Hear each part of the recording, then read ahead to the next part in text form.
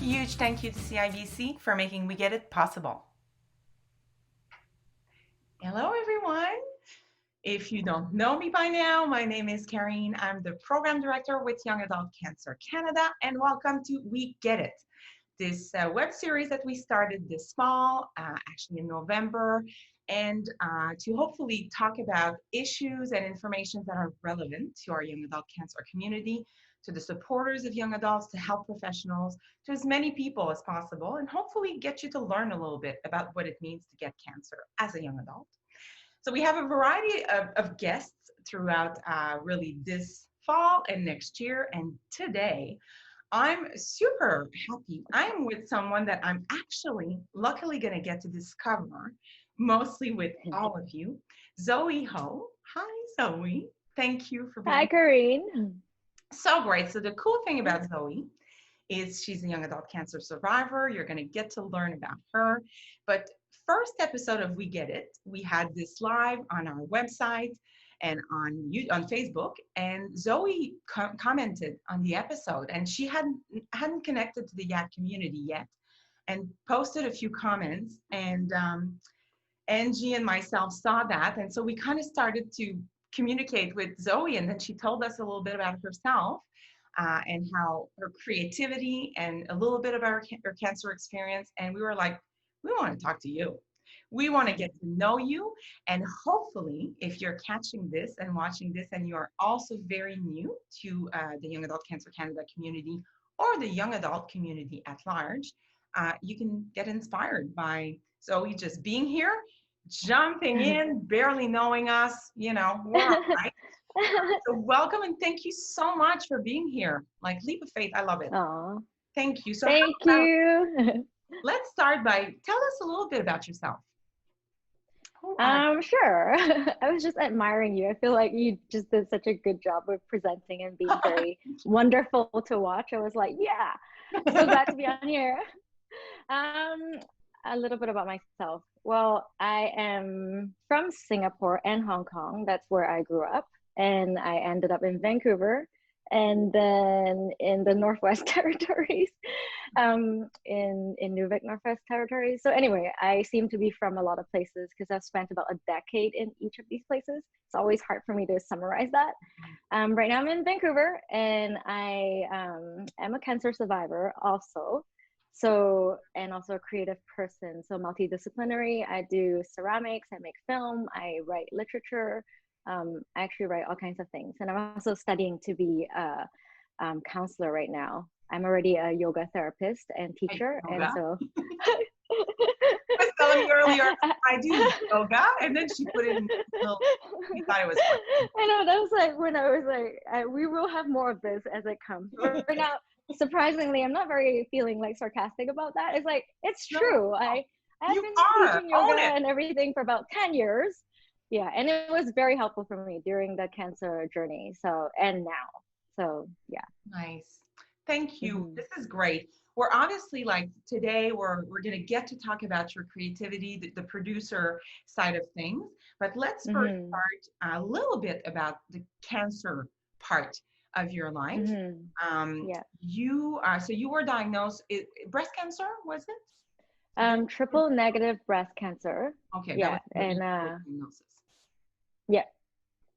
And that was a few years ago, correct?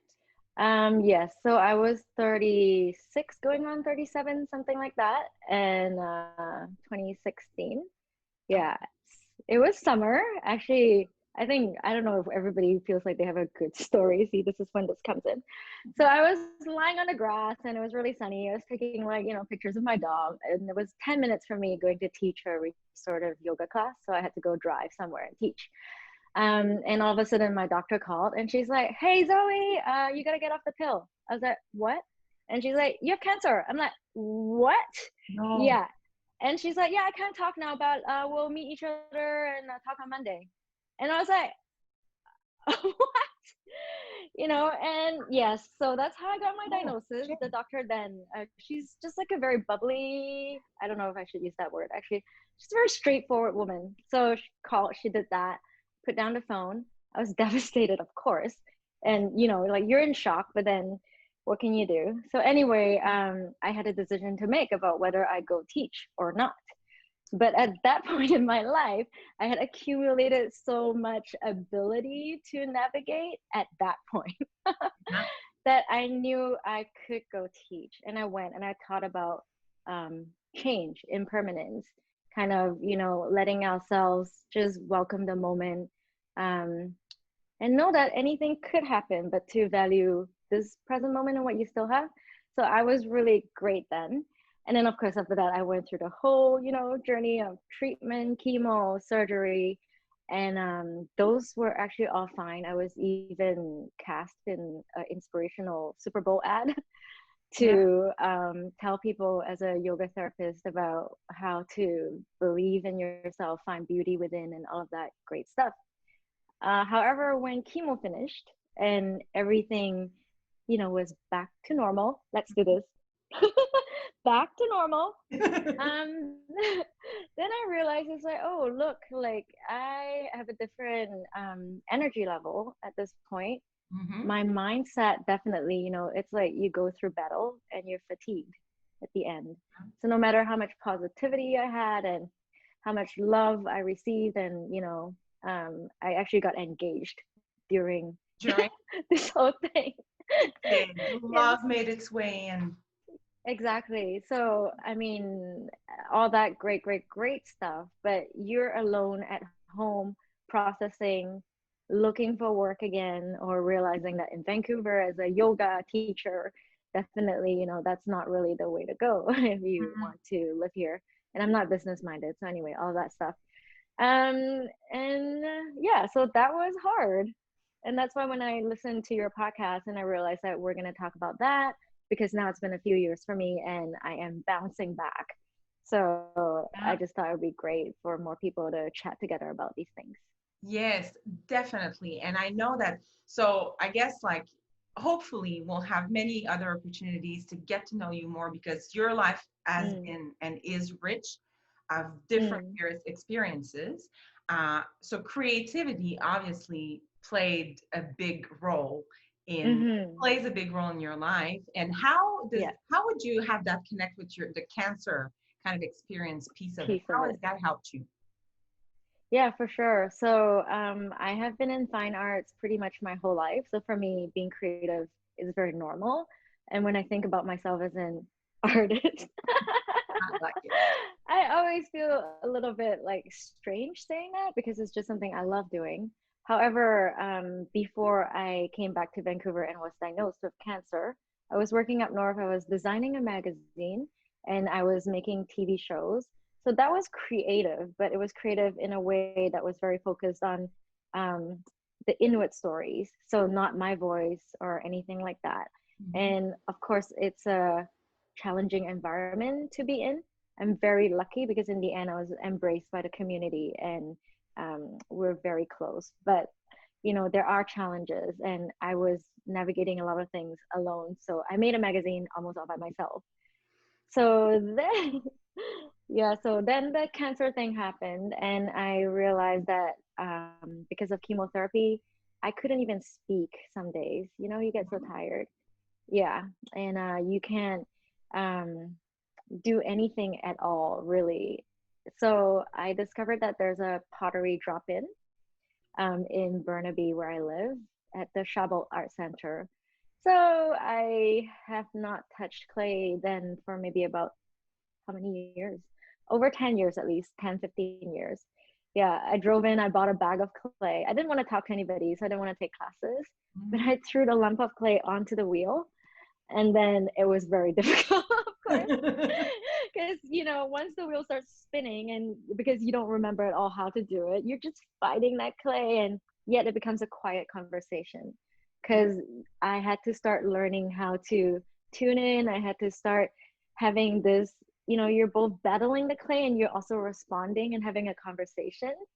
So in the end, the clay became what I spoke through, and it was beautiful because and exciting and wonderful when I started being able to like pull up little mugs and things that were just shapes, really, like nothing beautiful, but one by one, lump by lump of clay, time after time of you know, you rest a couple of days after chemo, you're still sweating that chemo sweat, get in the car, drive over there, make your pottery, feel better. And then I got my family into it. So now my husband and my mother-in-law are all really into pottery as well. And that was one of the things that was creative and that really helped me. That is nice. I love the analogy you just made. You know, it's not like in the movie Ghost, like pottery is not always that experience, but I Mm-hmm. love how I bet it was very grounding. It's very textile. It's kind of, but Mm, at some point, I guess you have no other choice than to focus on what you're doing and to see what it becomes. exactly. And at the beginning, what it Yes. is and what it's going to become is not always clear, especially when you're Mm-hmm. starting pottery. Mm-hmm. I love that. And I think we're going to talk about creativity like with Genevieve Stonebridge, who works with Inspire Health actually in Victoria, BC. Uh-huh. It's an important piece, and I think there are all kinds of ways to be creative and to use your creativity. But I do Mm-hmm. love that in the steps, like you're right. So fatigue is a big thing in our community. I actually had a Mm-hmm. guest talk on We Get It about fatigue specifically. And it's a real Mm, thing. So sometimes what you're able to choose as activities is going to vary a mm-hmm. lot depending on where you are in this kind of cancer trajectory. And Mm-hmm. so pottery is really neat. And I know as well that you have done, which we'll be able to show the trailer of this, but creativity, obviously you're a producer. So you were saying you were Mm-hmm. making movie. Uh, Yeah. Creativity also got you to create this short film Mm-hmm. that is really neat. Tell me about that. Tell us about that. Great. So when I was cast in that Super Bowl ad, like I was talking about, it So put cool, me by the back way. into, yeah, actually it was very cool. And the people who I met through that, they were amazing. You know, like the VPs of the company talking to you about meditation, about, so they're a nutritional product company. But the Okay. fact that they were all interested in Jack Cornfield, like teachers who teach about, you know, wisdom and compassion. So anyway, it was a very different experience, even though it was a commercial. And I had actually done film school many years ago.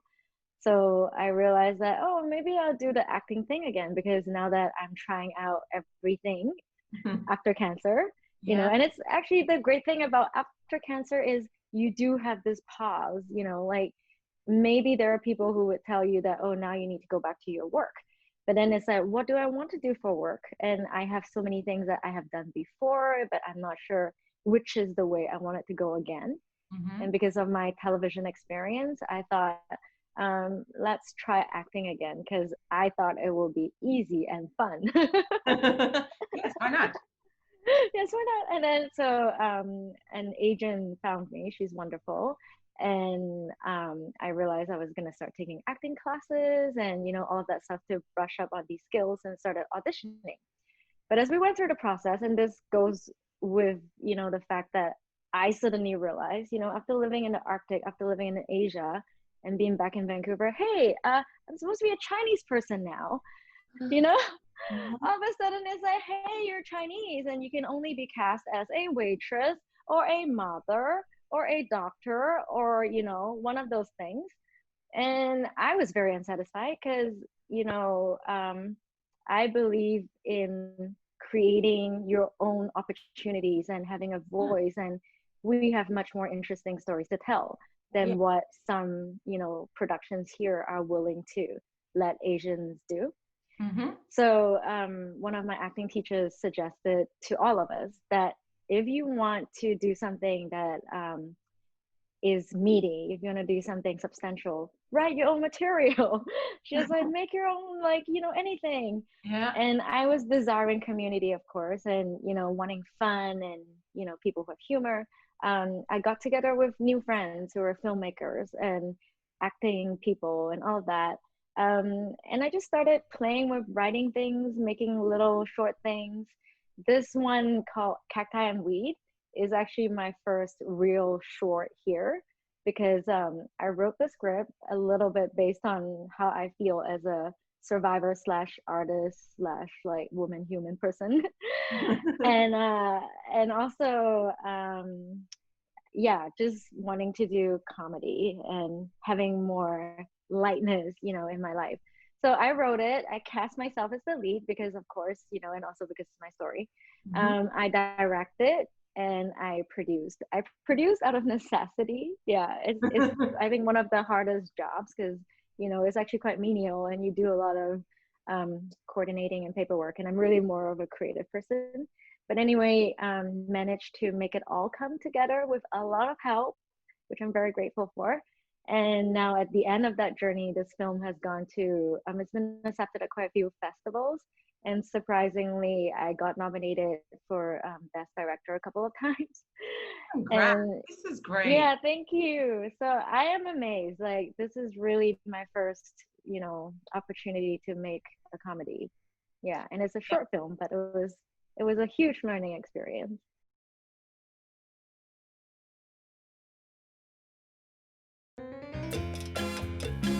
와! toy! No. 해줄게. Yes. I can see.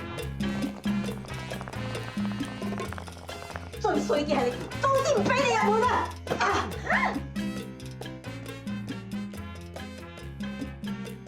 I'm free.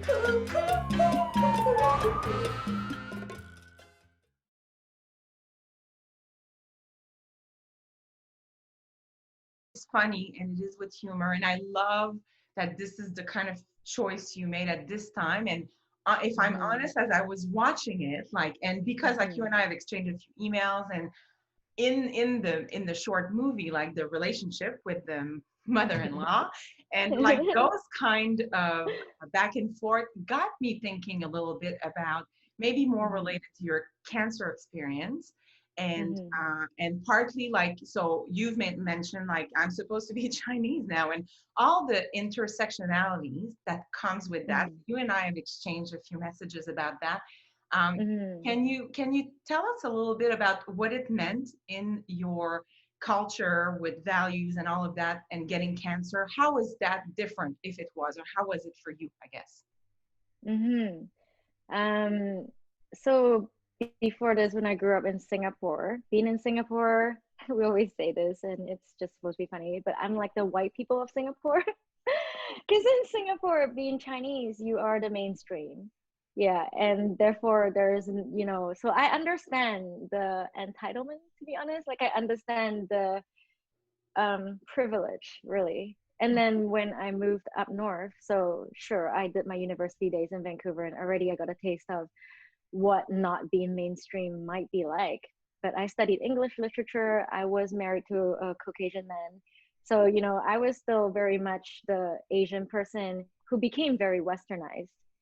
But Mm-hmm. once I moved up north and I realized, and this really still hits me in a very deep way. So the Inuit friends that I have, the elders, the young people, all of them, I realized what they've been through with residential school. I realized what they've been through with not being allowed to speak their language, and having their art, their spirituality, and all of that really suppressed. And it's worse than that, of course. I mean, Mm-hmm. and so when they started letting me learn some of their language, and I got to make nursery rhyme books for them, and that kind of thing, sing songs in their language, I realized how lucky I am to have grown up in Singapore and Hong Kong, where I spoke my language still. Because I know that in Vancouver, a lot of us who are Asian, Chinese, we don't speak, Cantonese, Mandarin, any of those dialects at all, and we don't understand our older generations. Mm-hmm. So knowing that I need to treasure that, and I need to reconnect to that, when I created my story around like a funny premise, I also realized it's really important to bring in how with our different values from our older generations and with our language barriers, our hearts want to meet, but the language and the cultural kind of layers that we have added on top. So as a first generation immigrant, I am Chinese, but I'm also something else. Mm-hmm. And all of these things that are preventing us from just being with each other. And, in my culture, hierarchy is very important.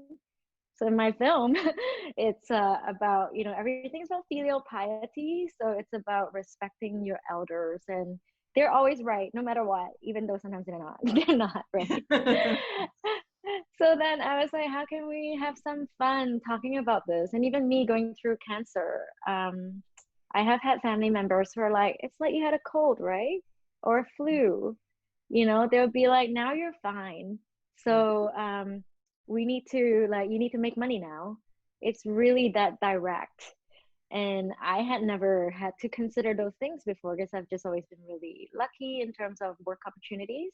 Mm-hmm. And all of a sudden, you know, with cancer, me knowing that I have a specific amount of energy and how and what kinds of work would be good for me at this point. And also, your values change after Yeah. cancer. So I no longer want to do anything where the rest of my life, you know, is dedicated to something that I'm not fully 100% into. I loved what I got out of what I did before and what I gave, Mm-hmm. but also that was, it felt complete in that way. Mm-hmm. And I no longer wanted to, because I think there are limitations with editorial in terms of what you can say and what you can't say. So I still care very much actually about issues impacting the Inuit, and I've been writing about it in my memoir and poetry classes, Mm-hmm. and I want to keep going into that kind of thing. So anyway, it's just discovering that you have had this experience. It was large. It was something that only you understand, and maybe some people who have been through it would understand. Nobody else would. It's very lonely. And how do you not get bitter? How do you not, you know, shut yourself in? How do you still reach out with humor, with curiosity, and invite conversation? So I think I was like, those things are all percolating. Yeah. And whatever came out of it was the result. Yeah, that's really nice. And I think this, so this morning I was doing a recording of another episode of We Get It, and we talked about self-compassion. And Mm-hmm. in a lot of what you're saying, so I would say, of course, like we are working on becoming more and more aware of a lot of what you mentioned around the intersectionality. So people, Inuit people, and people of different, like immigrants, children of immigrants, Mm-hmm. like all of those elements will, of course, bring a different lens and different experiences and understandings. But there is Mm-hmm. something at the core of what you said, or what I heard you say, was around this common humanity. So this morning we were talking about that, Genevieve and I, Mm-hmm. reconnecting with the experience of other humans. And when it comes to our Mm-hmm. young adult community, yes, it is a very isolating experience to get cancer when you're a young adult. Like it's you're Mm-hmm. not going to be surrounded by a Mm-hmm. bunch of friends your age with cancer. So when you Mm-hmm. kind of go through what comes with that, then to be able to connect with others on a deep Mm-hmm. level who are understanding much more what you're going through is really helpful. And I think in some way, would you say that when we are able to connect with others who kind of we feel understood by them, we sometimes get Mm-hmm. better at getting our family members or others who are a bit around us, but not necessarily touched by cancer in the same way, to understand as well a little better. It's almost like we get better at communicating with people outside of our circle when we have a place to go that feels safe and that feels or we feel understood.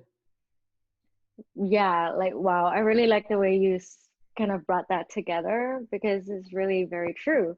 And in my work with restorative yoga therapy, um, I learned a lot about the nervous system, of course, and you know, our primitive brain. And even though we all live in this world, and especially from cosmopolitan places where your success, you know, and you're looking like you're modern and all of that is wonderful, but at the end of the day, we are animals and we have been through a physically, mentally, emotionally traumatizing experience.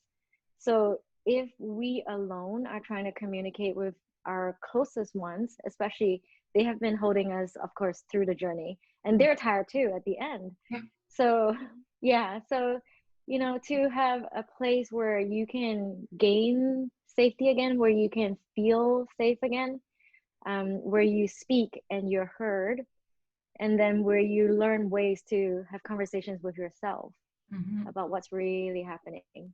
Yeah. Those things are all huge mangas. Yeah. So I feel like it's the greatest wisdom and embodied experience that we can have that Mhm. will help us live.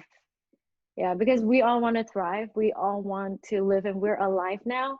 But to live in fear every day and still in anxiety, that's really tough. Like, I understand it because I still have it. Yeah. Yeah, I'm not saying I don't have it, but every time we get access to that sense of being held, whether it's from within, whether it's from your, you know, spirituality, whether it's from each other, Mhm. it's such a gift. Yeah. Yes. And I realized, okay, maybe that's what we're here to learn more than anything else. Right. Yeah. And it's like, and in a lot, and I'm listening to you and I'm thinking in a way as well. So let's say we look at your life experiences, like how you have allowed yourself to be creative in your life. So to experiment all Mm, kinds of things and to adjust and to mm-hmm, adapt and to try things out. Like I feel like reinventing ourselves, a lot of our community members will mm, often after cancer either say, I'm not sure what I used to do is what I want to do now, career wise mm-hmm. or education wise. And Yeah. to have to make those shifts, sometimes it's scary and it's not always encouraged in society in Mm, general. Like to your point, go make money, go work, you're better now, go be productive. But right. to give yourself the space to try and rediscover where is the fun, where do I have fun, what do I want to do, and to Mm-hmm, take a chance and try it, I think can be very liberating. It can be hard and I think it can be mm-hmm, anxiety inducing to make some of those courageous decisions sometimes, but I mm-hmm, think that's where creativity can play a really beautiful role in a mm-hmm. life after a trauma.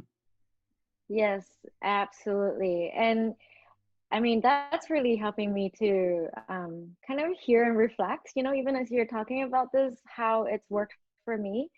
And I just want to say, we have this little gap of time again where you feel like financially there are pressures, family wise, there are pressures. But on the other hand, you know that this is not it, this is not all. There is more.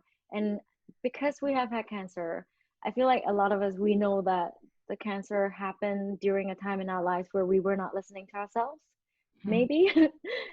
I think research wise it does show quite a bit of that with let's say Gabor Mate's When the Body Says No and stuff like that. So when you haven't listened to yourself for that long, now you get the chance. This is the time. Go do it, like do Yeah. it with humor. And what is being creative? I learned so much about how, I mean, I was not a perfectionist. I have to say, I think I'm more of that right now, which is not very fun. But when you make something and it's not perfect, it's actually more beautiful. Mhm. And so when you are creative and you try new things, you might fall on your face. And I really have, throughout all the new things that I've been trying. Yeah, like the filmmaking, especially. And then sometimes it's really, really painful. And you are wondering why you took the risk, why you exposed yourself, let's say, to let people know that my sense of fun told me that I want to try this. Because in my culture, somebody who looks like me is not on TV. Yeah. Okay. So, yeah. So in my family, I grew up as a very ugly duckling. Yeah. No way. Yeah, and I know it's kind of silly, but I need to say this because there might be other Asians listening to this who, like, my mom used to be like, every day, if you take a little toothpick and you keep drawing on your eye, you're gonna get a double eyelid one day. And I'm just like, okay, so I did, You did it. yeah, and I did for a while, yeah, and then I had one and not the other, and then I was like this for a really long time. And then actually chemo happened and I got a wrinkle and now it all like evened out. But anyway, the point is people around us who really love us, they have their own intersectionalities and histories and they have their beliefs. And if they're a mom or dad, they're gonna tell you what they feel like you should do and what you should want. But the truth is when you value yourself and when you love yourself and when you listen to yourself, that's when you're gonna do the right thing for you. So respect them, love them, make them feel like you're listening to them, but also really listen to yourself. Yeah. So yeah, I decided that I'm gonna do something that they might think is completely ridiculous even. Yeah, but hey, and and then all of a sudden, yeah, whether or not it was successful, and thankfully, I feel very blessed right now, that it surprisingly has done really well. Mm-hmm. Yeah, but on the other hand, even if it wasn't, it's like I tried it, and Yeah. whether or not I do it forever, it doesn't matter, because what I gained was beyond any of these things that you win or you don't win. Mm. Yeah. Trusting, like they say sometimes in creativity, trusting the process. And I think that the gifts at the other end, and I think for anyone who's listening, like I don't think that's what you're saying. And to anyone, that creativity is not about these big projects. It's not about making a short film. It's not about, it can be also about giving yourself the space to create your own life, to explore who you are now, to be kind, be patient, to try new things, big or small. And then sometimes the end result, so what you just said is, well, successful or not, working out or not, often Mm-hmm. the kind of, the road that you take while you do something and while you create something, it can be like Mm-hmm. infinitely rich, really. It's just to Yeah, see it and to acknowledge it. exactly. Yes. And it's about what gives you joy, I guess. So because it's like if I made bread and I got super happy because the bread smelled really good, and I didn't even know I could make bread, that was amazing. Yeah. And all of that. So gardening, Yeah. writing, Yeah. everything, and realizing that we put labels on things. So I have this beautiful writing teacher right now, and she's like, you don't need a label to make art. You don't need to suddenly be like, oh, now I'm a filmmaker, or now I am a photographer. You already are all of those things. We are already innately able. I know people who say they can't draw, but really we can all draw. Yeah. It's just, what does your hand, what does your heart want to make? Just go make. Yes. So true. I feel like we could totally like wrap on this. It is like we did a session on writing, and I can't Mm, remember the name who said that, but that if you're writing, you're a writer. Like if you mm-hmm. write, you are a writer. So to your point, it's not about being anything that puts additional pressure, really. And I think that's where True. we can sometimes get cut up of, oh, I'm supposed to be a filmmaker now, or I'm supposed to be whatever it is. Sometimes Yeah. it is to let go of the labels and just explore how it Mm-hmm. feels, especially after going through something as difficult as cancer. Mm, Sometimes a lot of people in our community will say, I'm not sure anymore what brings me joy. I'm not sure anymore mm. what makes me happy. And then to rediscover that is a great start. And then the big, big decisions, they don't all have to be taken at once, you know? Yes. They don't, So true. So one day at a true. time, I guess. Thank you so much, Zoe. This was such a neat chat. Makes me want to talk to you a lot more. Hopefully, so you were saying to me earlier, you hadn't really connected to the young adult community, but now you're kind of connected to YAC. So hopefully Mm-hmm. you can take part in conversations, because I know there's going to be community members who are going to want to talk to you and who are going to Yeah. and relate to you and your experience on all the aspects we touched on today. But thank you so much for your openness and honesty and energy. You have a beautiful energy. Thank you so much. I'm really so glad to have had the opportunity to be here and to share and together, to talk about these things. I actually gained a lot from it too, like what you just said in the end about just having the experiences and knowing that in the context of, hey, we're warriors, we've already been through cancer, or we're going through cancer. So all this other stuff that other people worry about, they're just kind of little, like, yeah, it's just additional things like, do I dust this table or not right now? Who cares? Like, you already have the table. Just kind of go with where we are now and be kind to ourselves every day. Yes, don't sweat the small Yeah. stuff, as many of our community members will say. So Yes. thank you. This is great. And as I do every Monday now, because this airs on Monday on Facebook. I always do these moments on social media, on my Facebook page, and sometimes I think I remember to do it on Instagram. Is to remind ourselves to just breathe. It sounds very simple. You, as a yoga teacher, I'm sure have this connection, but reconnecting to our breath, taking moments throughout our day when we feel overwhelmed, when we feel frustrated, when we feel too excited to stop, just breathe a few times. It's not magic, but I'm telling you, it can never, never do any harm for your body, for your brain, for your heart. So take the time to do that a few times throughout your day, sometimes even just to appreciate a moment that is, especially like the time I just spent with you. I'm like, this felt good. This was great. And so to do that, so it's a reminder I love to do every week. Just breathe, take it in, and allow yourself to be creative, whatever that means for you, and see where that leads you. Who knows? You know, big or small, it's very valuable. Thank you again so much, Zoe. Looking forward to talking to you again in the future. And to the rest of you, thanks for joining. Hope you liked it, and hope you get to join us again next Monday, 7 p.m. Eastern, on our Facebook page and YouTube. All right. Thank you. Awesome. Take care. Bye-bye.